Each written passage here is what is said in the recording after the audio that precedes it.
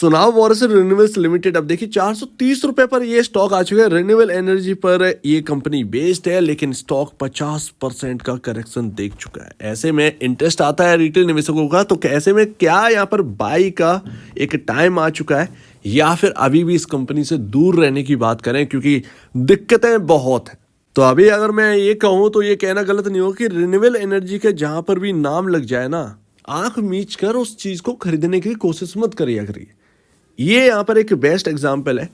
क्यों यहाँ पर खरीद रहे थे, क्या ऐसा यहाँ पर देखने को मिल गया कि आप खरीदने पर आ गए। रिन्यूएबल एनर्जी के कई सारी कंपनियां हैं जो कि क्रैश कर गई हैं काफ़ी मार्केट्स के अंदर 90% इस चक्कर में, क्योंकि जगह जगह बबल बन गए थे रिन्यूएबल एनर्जी। अगर आप ईवी का बबल देखना चाहते हैं तो यूएस की हिस्ट्री उठा के देख लीजिए। यूएस मार्केट में जो कंपनियां लिस्टेड हुई हैं वो 90% क्रैश हो गई हैं और वो कंपनियों की अर्निंग बिल्कुल ठप पड़ गई है। प्रॉफिट के नाम पर कुछ नहीं है, सेल्स भी एक्चुअल में नहीं हो रही है। तो इतना सा बबल बन गया था। तो मार्केट में कई कंपनियों के अंदर रिन्यूएबल एनर्जी के नाम पर बबल बन रहा है, तो इसमें पकड़े नहीं। मैं ये नहीं कह रहा हूँ कि बोरोसिल के अंदर बबल बन गया था इसीलिए यहाँ पर जो है ये स्टॉक 50% करेक्ट हो गया, ये नहीं कह रहा हूँ, इस पर मत जाइए। बोरोसिल एक काफ़ी अच्छी कंपनी है और अभी इसका प्राइस जो है वो ऑल टाइम हाई का 830 रुपये का अराउंड है और अभी स्टॉक 430 रुपये पर ये स्टॉक की क्लोजिंग हुई है। 430 पर चल रहा है, ऑलमोस्ट 50% डाउन, यानी कि 2021 में जो गेन थे वो सब जा चुके हैं, वाइप आउट हो गए हैं अगर ठीक तरीके से देखें तो। लेकिन यहाँ पर एक अभी भी एक संख्या कि क्या और करेक्शन बढ़ सकती है, उसके रीज़न क्या होंगे, उसके फैक्टर क्या है, वो हम डिस्कस कर सकते हैं। तो अभी स्टॉक जो क्रैश हुआ है वो चाइना की वजह से थोड़ा सा फैक्टर यहाँ पे देखने को मिलता है, एंटी डंपिंग ड्यूटी। चाइना ने एक्चुअल में इंडिया की कंपनी को ही नहीं टारगेट कर रखा है, बल्कि वर्ल्ड में काफ़ी जगह पर अगर आप देखेंगे तो अपनी मोनोपोली लगाने के लिए रिन्यूएबल एनर्जी में कुछ ऐसे कदम उठा रहा है जिसकी वजह से काफ़ी कंपनियों को दिक्कत हो रही है चाइना की वजह से। तो अभी पहला रीज़न ये है। दूसरा रीज़न मार्केट में बढ़ता कंपटीशन। लोग बात कर रहे हैं कि अडानी और अंबानी मिलकर रिन्यूएबल एनर्जी में जो फोकस कर रहे हैं उसमें इनका थोड़ा सा दिक्कत आने वाली है। तो ऐसे एक्चुअल में ऐसा नहीं है। अगर आप मोनोपोली समझ रहे थे इस कंपनी की, तो मोनोपोली कभी थी ही नहीं।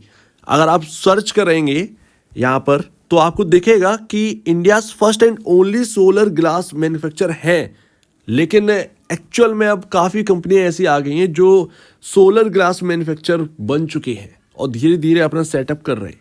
ज़रा सर्च करिएगा, कुछ वी से नाम है, अगर आप देखें विशाखा या और कुछ है समथिंग, तो वो भी यहाँ पर बनाने लगे हैं। कुछ कंपनियां और आ गई होंगी जहाँ तक है, या चाइना से इंपोर्ट हो रहा होगा, तो वो तो यहाँ पर फैक्टर दिखता है। लेकिन वन एंड ओनली अगर अभी भी है तो फिर यहाँ पर थोड़ा सा कंसर्न और बढ़ जाता है इनकी प्रॉफिटेबिलिटी पर। ठीक है, तो अभी मैं ये कहता हूँ कि सारी दिक्कतें जो हुई हैं ना उनको कचरे में फेंक दीजिए, कोई मतलब नहीं है। आप आगे के 2030 का जो विज़न है इंडिया का उस पर फोकस करिए, रिन्यूएबल एनर्जी की ओर। ये एक इनका ऐसा प्रोडक्ट है जिसकी नीड है। अगर आप सोलर पैनल बना रहे हो इनकी ज़रूरत पड़ेगी और इसीलिए कंपनी जो है वो प्रोडक्शन बढ़ा रही है। तो आप पीछे मुड़कर ये मत देखिए कि दिक्कतें क्या आने वाली हैं, चाइना से कुछ प्रॉब्लम आएगा या फिर कंपटीशन काफ़ी बढ़ेगा। उसके लिए प्रोडक्शन बढ़ा रहे हैं, प्रोडक्शन कैपेसिटी बढ़ा रहे हैं, इस चीज़ पर बिलीव करिए।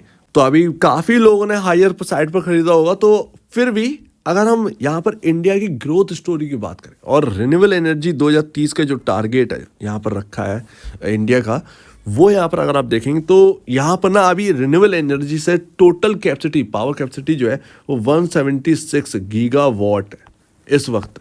जो कि अगर आप सोच रहे होंगे कि रिन्यूएबल एनर्जी के अंदर सोलर से इतना यहाँ पर जो है ना जनरेट किया जा रहा होगा, नहीं, गलत है आप। ये रहे सोर्सेज। विंड पावर से 43.7 गीगावाट की कैपेसिटी है, सोलर पावर से 70.10 गीगावाट की कैपेसिटी है, बायोमास से यहाँ पर 10.2 गीगावाट की कैपेसिटी है, स्मॉल हाइड्रो पावर 4.94 गीगावाट की कैपेसिटी है, वेस्ट टू एनर्जी 0.55 गीगावाट की कैपेसिटी है और लार्ज हाइड्रो 46.85 गीगावाट की कैपेसिटी। इतना सब जोड़ जाकर 176 गीगावाट की निकलती है, जबकि टारगेट जो है 2030 का 500 गीगावाट है। तो इस पर ज़रा फोकस करिए कि इंडिया को नेक्स्ट 6 ईयर के अंदर अंदर आपको 500 गीगावाट तक ले जाना है। और इंडिया देख लीजिएगा 500 गीगावाट तो अचीव करेगा, प्लस में करेगा, क्योंकि अब हब की हम तैयारी कर रहे हैं कि हमारे यहाँ इलेक्ट्रॉनिक डिवाइसेस बनाए जाए, हमारे यहाँ ये बनाया जाए, तो ऐसे में इलेक्ट्रिसिटी चाहिए। तो कैपेसिटी इंक्रीज करनी पड़ेगी और पावर कंपनियां उसके अंदर आगे बढ़ रही हैं, तो उसको यहाँ पर पावर कैपेसिटी जब बढ़ाएंगी तो हमें रिन्यूएबल एनर्जी की ओर ही देखना है। तो रिन्यूएबल एनर्जी की ओर आप देखिएगा कि बोरोसिल जैसी कंपनियों की कभी यहाँ पर ना ड्रॉप हो ही नहीं सकता इनका, ये आप बात समझिए। तो इस पर फोकस करिए कि आगे की ग्रोथ स्टोरी क्या कह रही है, ना कि कंपटीशन कितना बढ़ रहा है। इतनी जगह है कि न्यू प्लेयर अगर आ भी गया तब भी इनका कुछ यहाँ पर जो है दिक्कत नहीं आनी है। बहुत लोग जगह है और ये अकेले पूरा नहीं कर सकते हैं, इस बात को भी आप समझिए। बोरोसिल अकेले रहकर सब कुछ नहीं संभाल सकता है। तो अभी आपके अंदर थोड़ा सा कॉन्फिडेंस तो आ गया होगा कंपनी को लेकर, और मैं आपसे कहता हूं कि ये बड़े बड़े ड्रॉप है ना, ये 50%, ये 60% की ड्रॉप, ये हम जैसे रिटेल निवेशकों के लिए ही है एक्चुअल में।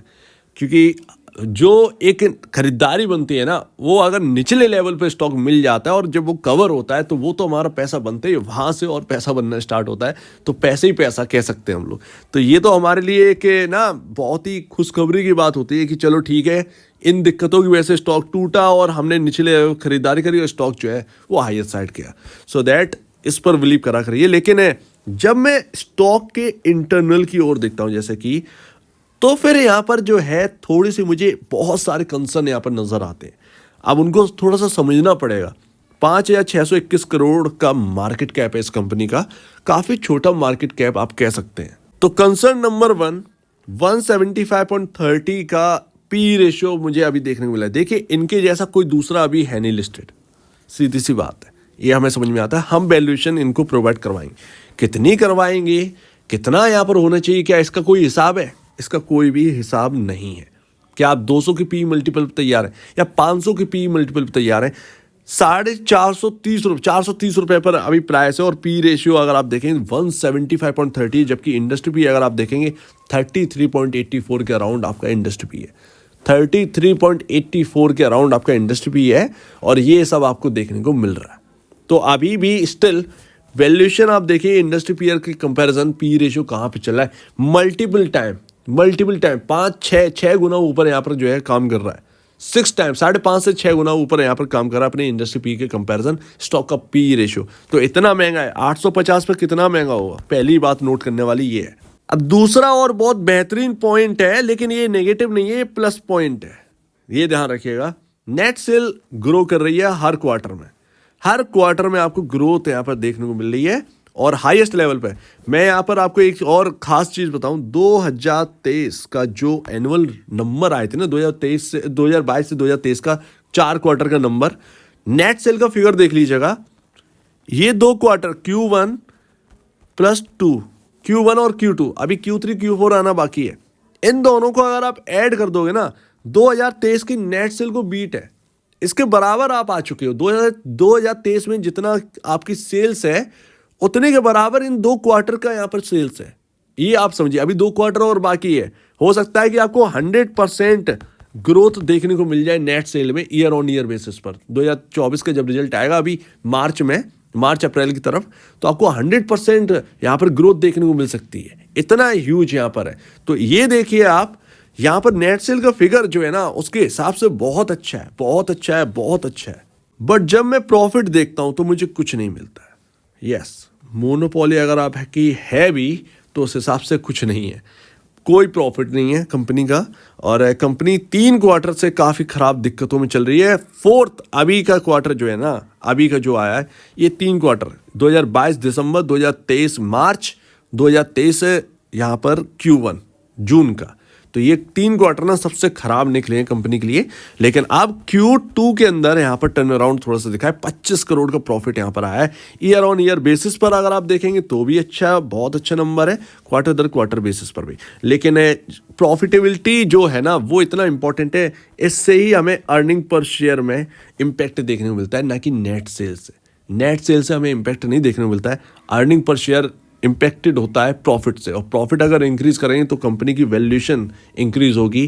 कंपनी का जो हम कंफर्ट मांगते हैं ना, वैल्यूएशन कंफर्ट, वो यहाँ पर हमें देखने को मिलता है। ये इतना हाई पी आपको देखने को मिल रहा है ना, ये अगर यहाँ पर कंटिन्यू प्रॉफिट करे ना और ग्रो होता रहे तो ये इतना हाई पी पर नहीं मिलेगा। ऐसे में आपकी वैल्यूएशन ना धड़ाधड़ बढ़ेगी। तो ये आप बात समझिए। तो अभी पहला क्वार्टर है जिसमें चीज़ें बदली हैं, ठीक ठाक हुआ है। अभी कुछ और क्वार्टर देखिए, जैसे Q2, Q3, Q4, इनके ऊपर नज़र रखिए। कंपनी के अंदर अगर ये बदलाव आएगा ना, तो ये तेजी से ग्रो करता हुआ स्टॉक नजर आएगा वापस। तो ये सब देखकर आपको काफी कुछ पता चला होगा, सो उम्मीद है काफी कुछ समझ में आया होगा। तो अभी एंड लास्ट यहां पर अगर आप चार्ट देखें, तो अगर ये सक्सेसफुली यहां पर पैटर्न बना, गिरावट तो बहुत बुरी आई है, पैटर्न भी काफी खराब हुआ है। अगर ये पॉइंट निकला, जो कि है ऑलमोस्ट 580 से 590 के अराउंड, अगर ये प्राइस निकल गया तब तो बहुत अच्छी बात है। अगर इसके हायर साइड बंद होने लगा ये स्टॉक, बहुत अच्छा पैटर्न बनेगा कहीं ना कहीं इस स्टॉक के अंदर। लेकिन 590 अभी दूर है, जैसे ही दिल्ली दूर है कहते थे, वैसा ही सेम टू सेम है। अभी क्या है, अभी हाल फिलहाल में जो सपोर्टिंग रेंज है आपके सामने, वो है आपका 380 से 400। ये आपकी सपोर्टिंग रेंज है। और जब भी अगर ये स्टॉक 400 के बिलो जाता है, तो कहीं ना कहीं 380 पर ये सपोर्ट लेने की कोशिश करेगा। ये रेंज है, 400 पर आता है तो 400 के आसपास कोशिश करेगा। कुल मिलाकर 380 से 400 के रेंज में किसी भी प्राइस पर आता है, ये वो रेंज रहेगी सपोर्टिंग रेंज, जो कि आपकी काफ़ी हेल्पफुल होगी। तो अगर कोई नया पर्सन है, इन्वेस्ट करना चाह रहा है, तो आप चाहे तो इस पर फोकस कर सकते हैं। अपने एसएल को थोड़ा सा मैनेज करिए, इस हिसाब से ज़्यादा बेहतर। ये दिख भी रहा है सिंपल सी बात। अगर 380 टूटा तो एक गैप है 350 और 330 तक, ये स्टॉक फिर कहीं ना कहीं फिसलता हुआ नजर आएगा। 330 तक ये स्टॉक फिसलता हुआ नजर आ सकता है।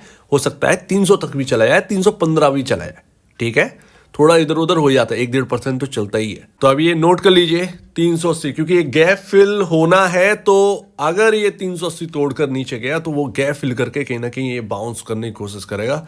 लेकिन देखते हैं। अभी हाल फिलहाल में मैं तो यही कहूँगा कि कुछ क्वार्टर Q3 का वेट कर लें, नई इन्वेस्टमेंट करने से पहले। थोड़ा सा महंगा सही, लेकिन कम से कम अगर टर्न अराउंड कुछ हो रहा है प्रॉफिटेबिलिटी में, तो एटलीस्ट हमारे हाथ में कुछ ये रीज़न तो होगा कि हमने क्यों इन्वेस्ट किया है।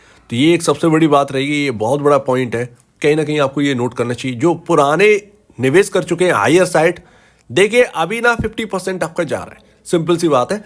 थोड़ा सा वेट करिए, विजन काफ़ी स्ट्रॉन्ग है इंडिया का, कंपनी की नीड है, सिंपल सी बात है। तो अभी सिर्फ प्रॉफिटेबिलिटी पर बैट लग रही है इस स्टॉक के अंदर। प्रॉफिटेबिलिटी इंक्रीज होगी ऐसा मानना है, प्रॉफिटेबिलिटी इंक्रीज हो सकती है, और अगर होने लगी तो फिर यहाँ से ये बाउंस बैक कर जाएगा फिर कहीं ना कहीं। और वैसे भी मार्केट कैप काफ़ी कम है, तो ये ध्यान रखिए। और कहीं ना कहीं नंबर्स जो है ना, वो अगर अच्छे आ गए, तो मैंने ऑलरेडी आपको बता दिया कि डबल है ऑलमोस्ट पिछले साल 2023 का नेट सेल, इस साल का अगर आप देखेंगे। बस प्रॉफिटेबिलिटी पर कंसर्न है, तो बस इतना है। तो सोच समझ के यहाँ पर करिए जो भी करना है। सो उम्मीद है आप इस बात को समझेंगे। आप क्या कहना है इसके ऊपर कमेंट से समझेगा। और अब वीडियो देखने के लिए बहुत धन्यवाद दोस्तों।